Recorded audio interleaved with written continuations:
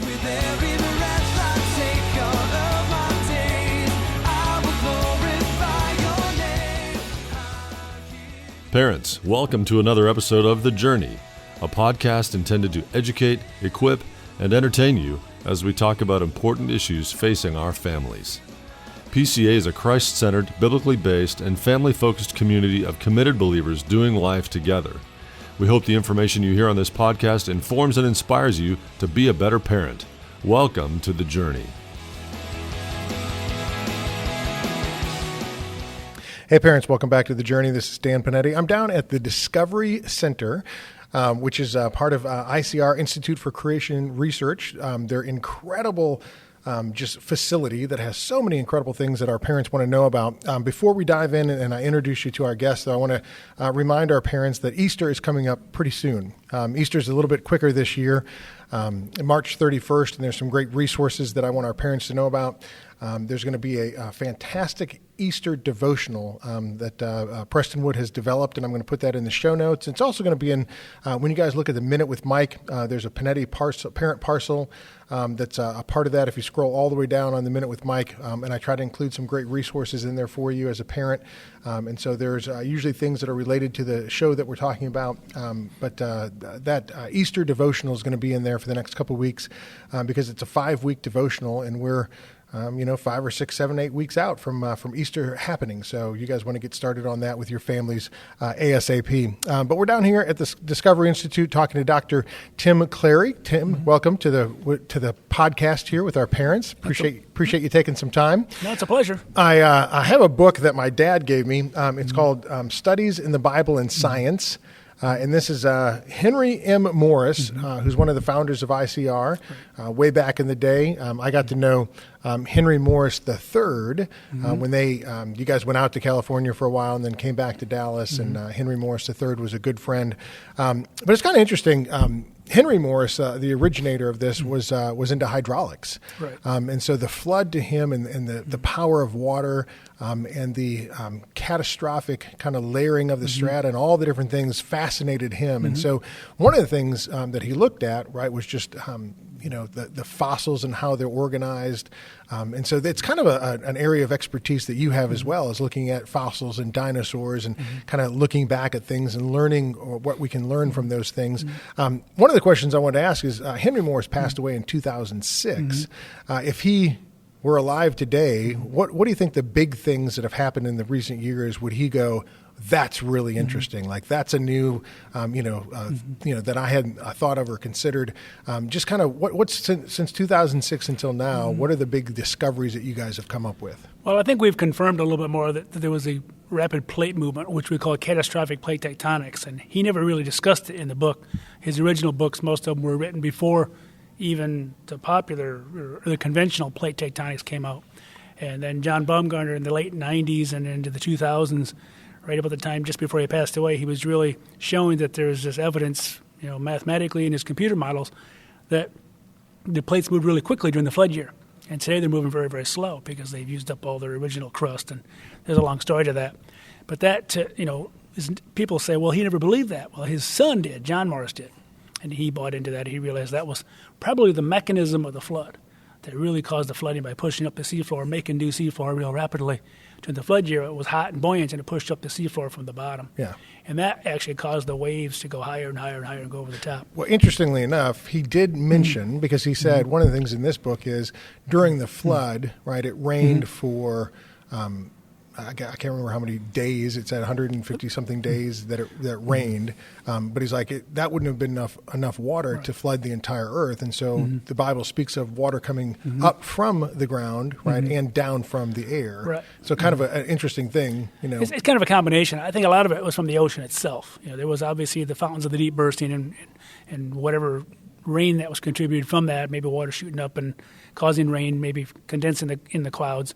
But that wouldn't have been enough alone. I think a lot of it was the ocean. The pre-flood ocean was kind of pushed upward. And that's why we see so many marine animals pushed onto the land. We see mosasaurs and sharks all the way into Montana and Kansas and places. All over the world, you see all these, mixing of land and marine. And Henry Morris was right in a lot of ways, but it was some of the details, I think, that with technology, we found out more and more. One thing we found in the 2000s which kind of confirms this rapid plate movement, is we shoot seismic tomography across these ocean trenches, and everywhere they look, they can see these cold slabs, from the ocean crust, the lithosphere really, which is about 100 kilometers thick or 60 miles thick, going down into the mantle. And some of these go all the way down to the bottom of the mantle to the core, and they're still cold. And so John Baumgartner correctly pointed out, and others, that the reason they're the same density, which implies the same temperature all the way down, is because they went down there so quickly. And they haven't had time to assimilate to the temperatures that they should be. If they moved down over millions of years, they wouldn't still be cold. So that's one of the interesting things that Henry Morris looked at, right, was that evolution over millions and millions and millions of years has to have a uniformitarianism, right? That things are basically the same, consistent over millions of years. That gives time for evolution to happen. One of the things that he pointed out, and that ICR continues to look at, is that the flood really is that biblical event, that historical event that really kind of, puts a hole in the whole idea that everything has been the same from the beginning of time until now, that there's something that happened in a very catastrophic, a very dramatic way that really changed the timeline. And some of the things that you guys are pointing out and looking at is, right, if there were a universal flood, what would the evidence be of that? And so here's a question for you. Okay. Do you believe in a universal flood because the Bible teaches it or because science confirms it? Well, number one, the Bible teaches it. And it says in 2 Peter 3 that people are going to deny that there was a global flood. Right. And that's what people do. They try to make it a local flood. They try to minimize the flood to try to push it out of the way because they want to believe everything's always been the same. The uniformitarianism you talked about. Yes. But they deliberately forget, as it says in 2 Peter, that there was this major world-changing event. And what we expect to see is, thousands and thousands of feet of sediment filled with fossils, and that's exactly what we see all over the world. The thing I've been doing the last 10 years since I joined ICR is I've been mapping out oil well data, cores, et cetera, whatever you call it, logs, all over the world, and measured sections all over the world from continent to continent to continent.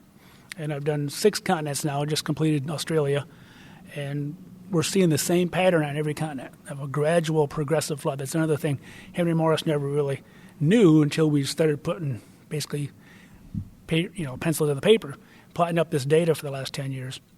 And we're seeing every continent was kind of flooded gradually. So there was almost chapters to the flood, which we call mega sequences. But the conventional geologists believe 6 floods. They just don't think it flooded everything right away. They see the evidence.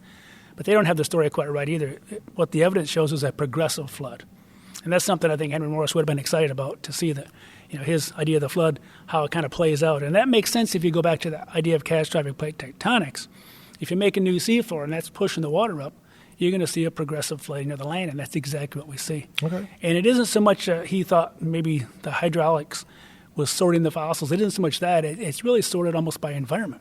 As you start to flood these areas that were probably shallow seas originally, like the Midwest is all covered with marine fossils, and you can actually plot up where the rocks cover first on each continent. And you can kind of see what was probably a pre-flood shallow sea. And then you can see as it went higher, you get to the swampy areas and the coastal areas. And eventually you hit the dinosaurs. And you wipe out these entire environments. These entire ecosystems were destroyed. And so the progressive flood also explains the fossil record because it explains the progressive inundation of these different ecosystems as you go along. And when you look at it from that global view, and you see the rocks that really support it, it's really hard to not see a global flood. I mean, every continent does the same thing essentially at the same patterns and reaches the same peak. The maximum coverage is all in the 5th mega sequence, is basically around the end of the Cretaceous, what they call it, the Cretaceous system, or people like to call it a period, like it's a period of time, like it really existed, but really it's just a level in the flood. So all these names are really just markers we can use by finding the same sort of fossils on different continents that you can actually track the progression of the flood. Right. So to me, I think it's very, very powerful because it really shows that there was this rise in the water, just like Genesis 7 describes. And then you see the receding phase, and most of it goes offshore, and there's huge deposits offshore now that they're drilling into, that we're able to put that data into our database as well. Yeah, because the periods that you were talking about are those times or those levels of the flood, right? We date strata and rock based on the fossils that we find. Right. And so wherever the fossils are, right, whenever we believe those fossils to have existed, we go back and we date those, as opposed to understanding that they were laid down systematically. We think right? Well, these are 6 million, these are 6 billion, these are right, and so we date that strata based on the fossils that we find. Right. It's somewhat, yeah, right. They assume the same fossils are the same approximate age, and that's probably about true even in the flood, because as I mentioned, it appears that you were flooding different environments, and as the water went up universally, like sea level would do, you're going to be flooding the similar environments at different elevations that apparently God made in the pre-flood world. You had things very ordered by elevation. That's why we see a very defined order to the fossils, I believe, which is a little bit more information than Henry Morris knew originally, because he didn't have all the data we have now. Yeah. And so it's really kind of nice, but he was really right on a lot of things. Yeah. It's, where he ends the flood and the beginning of the flood, those things are still holding true. Yeah. Well, one of the things that I know you guys are doing when you walk through the Discovery Center is you're looking at some of the soft tissue that's still in the dinosaur bones that we're finding, because apparently if dinosaurs were billions of years old, right, there wouldn't be a lot of this soft tissue that still exists. And you guys are kind of looking at that and the evidence that we're finding in that. Tell us a little bit about what that Yeah, Dr. Brian Thomas has been kind of leading that here at ICR for us, but he actually looks for collagen a lot, which is another protein. Yeah. It's in our skin and everything. And you can see that in a lot of dinosaur bones, almost not every bone, but many of the bones he collects and is able to get his hands on to study, he sees collagen. And there's been over 120 articles now published in the so-called secular literature. These aren't creationist publications where they're finding original proteins, blood vessels, osteocytes, which are the bone-making cells. They're finding hemoglobin, all these different proteins, which, being a biologist, I can't remember all the names of them all. But they're things that shouldn't exist. Right. That to be that old, they can't survive. They could exist that long. for thousands of years, Right. but they wouldn't be here for millions of Right. years. So And if every they're study, still here, right? Every study ever done, empirical studies show these things decay away too quickly, and they're finding even snippets of DNA and things. If there's, what amazes me, they're finding them in fossils that are like worm fossils that go back supposedly 500 million years, and they're still finding these original proteins. How can that be? how can that be? Yeah, And so- maybe the timeline's wrong. So it shows that the flood was recent. It was only thousands of years ago. Just like those cold slabs that are still down deep in the earth all the way to the core, that shows you had real rapid movement. And all these things happened just thousands of years ago. So the Bible is being confirmed. When I first started my research, I studied almost, I know there was a flood. Kind of get back to your original question. I know there was a flood because the Bible tells me. I certainly hope the geology shows it. And so I started plotting up data across North America. And I started seeing patterns. And then I went to Africa, and then I did South America. And then after those three continents, Henry Morris III said, write a book. Tell us what you're finding. So I wrote a book, which is called Carved in Stone, which we sell here in the Discovery Center. But it shows all those patterns. I mean, geology, a lot of geology is recognizing patterns. And the rocks really do show there was a progressive flood. And since then, I finished 3 more continents, and they show the same pattern. You see very little flooding early, very different type of rocks. Most of them are filled with marine fossils. You work your way up, you get more land animals mixed with marine, and you can really see the environments. Those extinctions the evolutionists talk about, those are just kind of where you wiped out an entire ecosystem. So of course things are going to disappear in the rocks, but a lot of those animals are still alive today. Yeah. We still see animals that are supposed to be, it was back to the Cambrian, what they call, was 500 some million years old in their worldview, and they're still, like the horseshoe crab, they're still swimming around in the oceans today. And so if evolution is really true, why didn't these things evolve? And we can go, there's example after example of those things that my predecessors, Dwayne Gish and Henry Morris, pointed out for years. And those are all still valid arguments. Yeah, very interesting. One of the other things you said you were working on is the question about feathered dinosaurs. Tell us a little bit about that. Well, there's kind of a big debate about that. The evolutionary community has been pushing the idea that dinosaurs are birds, and birds are dinosaurs, and there's no difference. They kind of blur in the definitions. So I've been working on a book trying to go back and look at some of these questions. I taught a dinosaur class for many years at a public school, and I always tell people I know enough about dinosaurs to be dangerous, but there's a lot of things that are being pushed even by some creation paleontologists saying that dinosaurs had feathers, and why couldn't God have made dinosaurs with feathers? And if you read the definition of what a bird is, most of the bird ornithology books and textbooks have all said that if it has feathers, essentially it's a bird. Okay. And that's what defines what a bird is, Okay. along with other things. But they're trying to blur that definition, just like the world today is trying to blur a lot of definitions. What's a male, what's female, et cetera, to the point where we have Supreme Court justices that don't know males from females, at least under oath. And it's that sort of idea. They're blurring the definitions so that dinosaurs now include birds. And they're seeing some of these, what we believe at ICR and some of the other ministries believe are feathered, birds with tails, like Archaeopteryx and Microraptor. They have really good feathers, but they're not dinosaurs. They're calling them something that they're not. If you look at the back legs, particularly how they walk, birds and dinosaurs walk completely differently. The femurs of most birds don't move much. They kind of stay up against their body, and they have special structures in their hips. And these particular extinct birds have very similar to modern birds in some ways, but they're different in some ways too, because they balance a little differently with a little bony tail. But it's a thin bony tail. Unlike dinosaurs, they have thick bony tails to hold a lot of muscle mass. They just had a little bit. So there's some major differences that are being overlooked. And unfortunately, because the evolutionists are pushing dinosaurs were warm-blooded, dinosaurs had feathers, there's some people out there in the creation community that'll agree with them on that, and they don't have a problem with it. But to me, the evidence still isn't there. So why are you making these? There's a reason they're trying to make them warm-blooded, because birds are warm-blooded. There's a reason they're putting feathers on them, because they're trying to make them evolve into birds in their worldview, if you're an evolutionist. And so you're trying to make a connection that really doesn't exist. Right, and I think some people are kind of falling for that connection, which I don't know if they should, because the evidence really isn't there that they're warm-blooded. The evidence isn't really there that they had feathers. I think today almost everything that has feathers is a bird. And there's a lot of other experts. There's even a bird expert, Ellen Fiducia, who is an evolutionist, and he's one of the few people that knows birds. And he's written several books and articles, published things, and he's shown that these are really just birds. They're not feathered dinosaurs at all. And so he has a different view of where dinosaurs, in his worldview, where they came from. But he says it's not, birds are not the thing. Dinosaurs are really not as closely related as they're made out to be. Yeah. But he gets ignored. He gets frustrated because he's shunned kind of like a creationist. He gets sidelined and everybody ignores him. And it's, he's feeling some of our pain that we get ignored all the time too when we're right. But I think the evidence, the evidence is still out there. I just don't see the evidence to show that dinosaurs ever had feathers. And I'm not convinced that dinosaurs were warm-blooded either. There's a lot of evidence to the contrary. So I think they're just active reptiles. Most of them had scaly skin. We've got thousands of skin imprints. Even T-Rex, they found a few years ago, without a doubt, had scaly skin.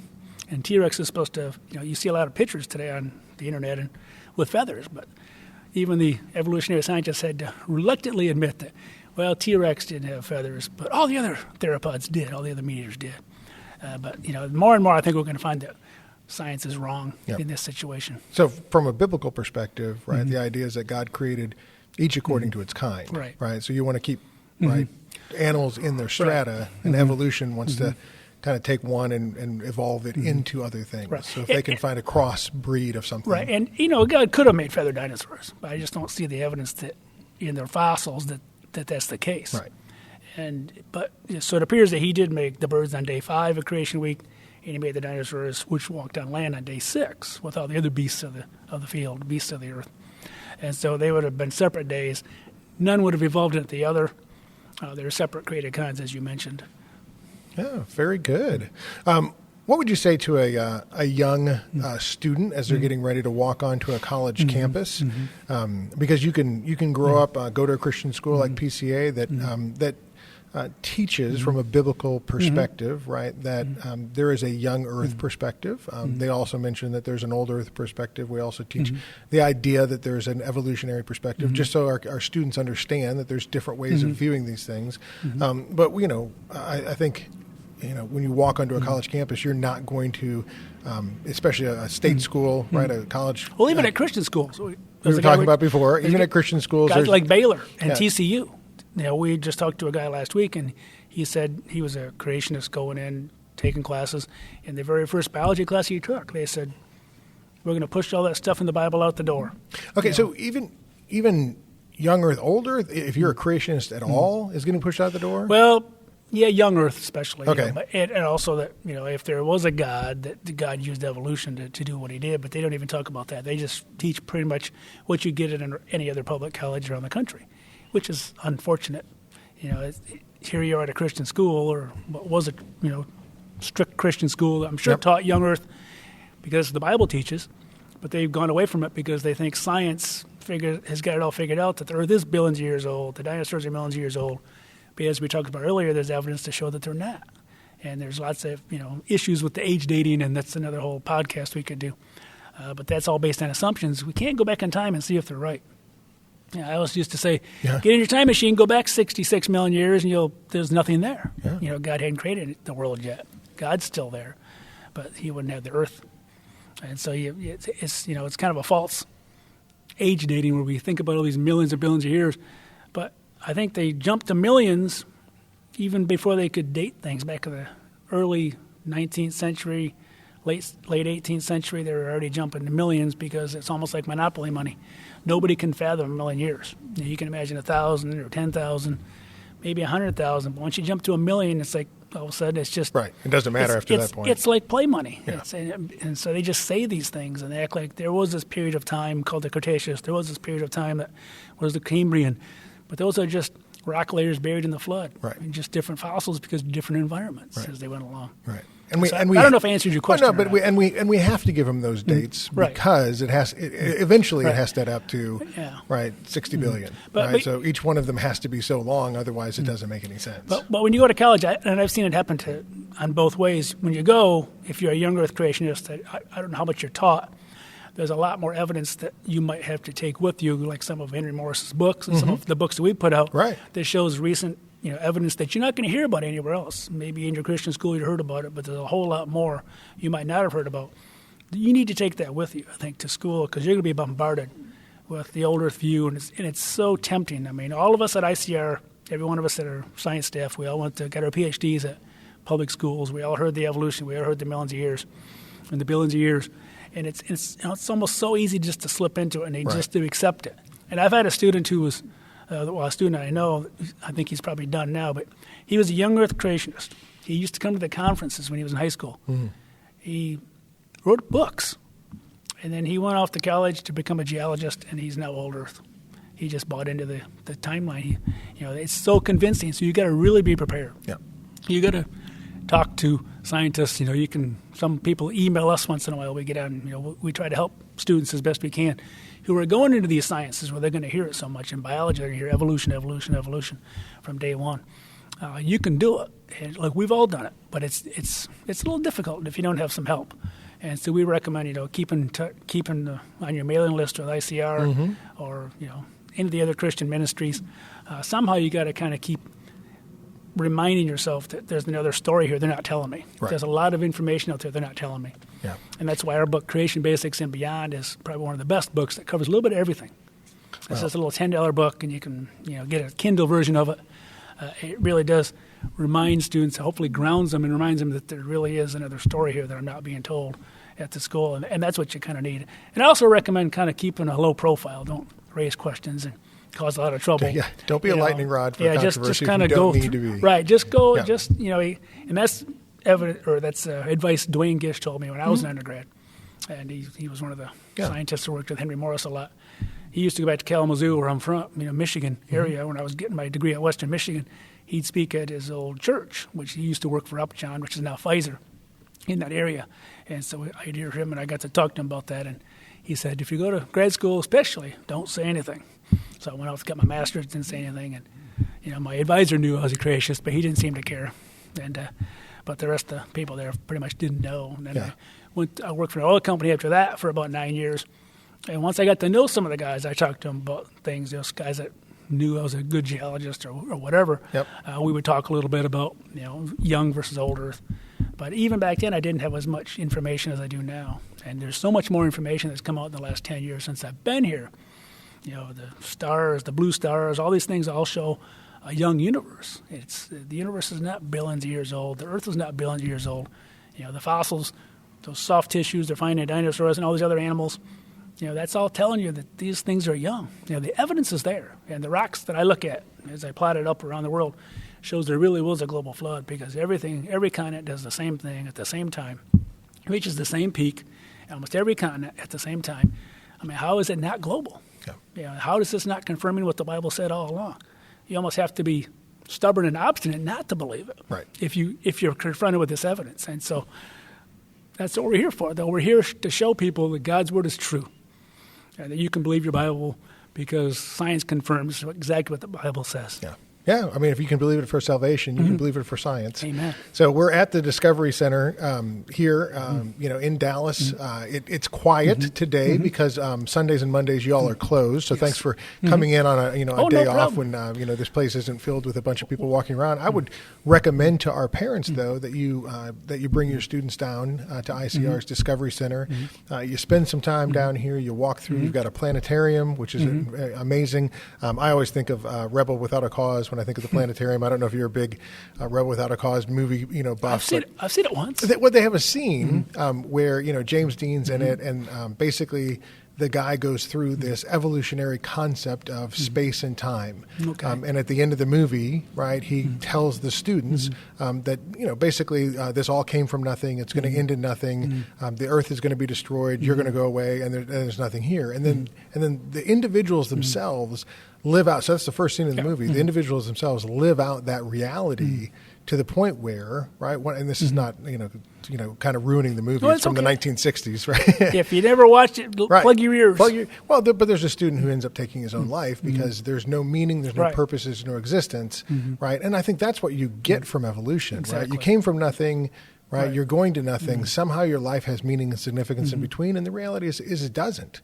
Right? Evolution doesn't give you that option, right? Where creation has a design, a creator, a designer, and it has purpose and it has meaning outside of you, which then gives meaning and purpose to you as well. And so those are two very, very different worldviews, very different concepts. And I think the science, right, will support one or other of those things. Well, even our biology here, working on the iconic blind cavefish, we're trying to look at research into that and we're finding that these. When they lose their color, when they go in the caves, all that stuff happens quickly. They can gain the color back quickly too. So we put them in the light, and we're still working on trying to get the eyes back. But we're actually one of the few places that try to do real empirical experimentation. You actually have the fish here. Right, we have the fish here. Yeah, when you walk through the back, labs. you can see some of the work that you guys are doing currently. So, parents, I can't recommend this strongly enough that you come down to ICR. Obviously, not on a Sunday or Monday, right? Because we'd be the only people here on Monday. Spend some time here, but then ICR.org, right, is your website. It's got tons of different materials, articles, research for you guys. You can connect with you and some of the other scientists, right? See some of the things that you guys are doing. Get some of the books, because when you walk onto that college campus, you're not going to be supported by those particular individuals unless you're at a school that really teaches from a biblical perspective. And there's a few that do. There's a few Christian schools that still teach a young earth. But most times you're going to go somewhere where you're not. You're not going to have that support system, but you can take some of that information with you on your Kindle, or you can buy the physical textbook. Yep. Or you can talk to us. You can contact us and send through. And I like the wisdom you gave. Right, you don't have to be a lightning rod for controversy. When Jesus sent out the disciples, he said, "Be as wise as serpents and as innocent as doves." I think sometimes our kids need to have a little bit of street smarts and try to figure things out and how they're navigating the world around them. So that's great wisdom and advice. So I appreciate the time. I appreciate your work and the neat things that you're researching and looking at. I think the flood is such an amazing, and as you said, right, you were quoting out of 2 Peter.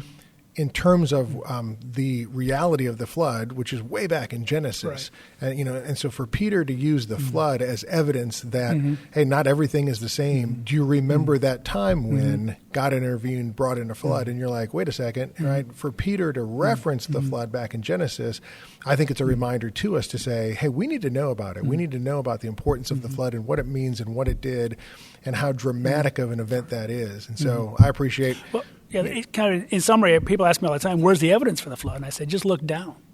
Most times you're standing on thousands and thousands of feet of sedimentary rock filled with marine fossils and land fossils all mixed together.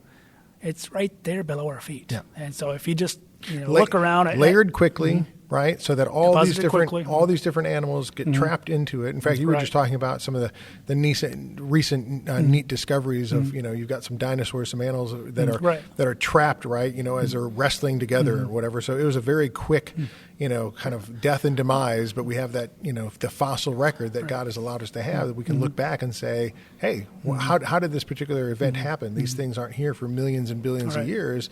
This is a very quick layering as we went through, and the fossils are our record of that. Yeah, but it's like it also said in the New Testament, it's a spiritual warfare. Evolution is, it's to put it bluntly, is satanic. Yeah. It's a deceit. It's to deceive people to believe they don't need a God. It's to deceive people to think the universe can create itself from nothing. And like you said, ultimately it would turn into nothing. And that's kind of the idea that he's feeding and feeding and feeding. Yep. And it's unfortunate because people do buy into that because it sounds like, well, this is what science says. But hopefully with COVID-19, you realize that science doesn't really know what they're saying. A lot of science is political. And this is a spiritual battle. And this is really between, is there a God or not? Yep. And it's that basic. Yep. And without evolution, with the evolutionary story, they pushed God out of this. That was their purpose, to push the writings of Moses out of science. They actually have written about that in the 19th century. And so that kind of, the deep time came along, and then all of a sudden Darwin's able to use deep time to say, well, we're seeing these little changes on my finches and this and that. Yep. Maybe if enough time, those things could happen. So And you that's really the need point. the two pillars. You need deep Right. time and Maybe evolution. if there's enough time. Yeah. Maybe Right. if there's and enough even time, that, we I don't can see believe that that. would ever happen. Yeah. And we're finding that even those finches, they're not just random mutations. Those are programmed. Everything's pre-programmed. particular environment. Our Creator, Jesus, Yep. He created all these animals with these pre-programmed things, just like the blind cavefish. Every animal that goes into the cave, they all lose their color. They all go blind. Why do all these different animals do the same thing? Because it's pre-programmed inside. And so we're trying to show that we can reverse that program. Maybe some of these things are reversible. And so we're really doing some exciting stuff, big picture stuff to really show that God's Word is true. Yeah. Well, you're doing a great job. I appreciate the time coming on and helping educate our parents and our families about the whole concept of where I can hold on to my faith that the Bible is true and that science actually supports that. So great opportunity. And ultimately, we want everybody, point everything to Jesus. He was there, the Creator. He was the judge. And the first flood, the flood was a judgment for human wickedness, and then he also came to earth as our Savior, and took on human form, ultimately offering salvation for all of us.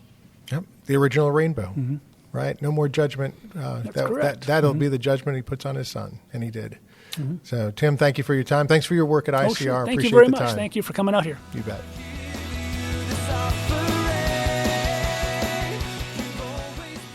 Thank you for investing the time to listen to this episode of The Journey. Please take a minute to share with friends and family who will also benefit from this valuable resource. And don't forget to rate and review this podcast on your favorite podcast app. It is truly our blessing and honor to walk with you on The Journey.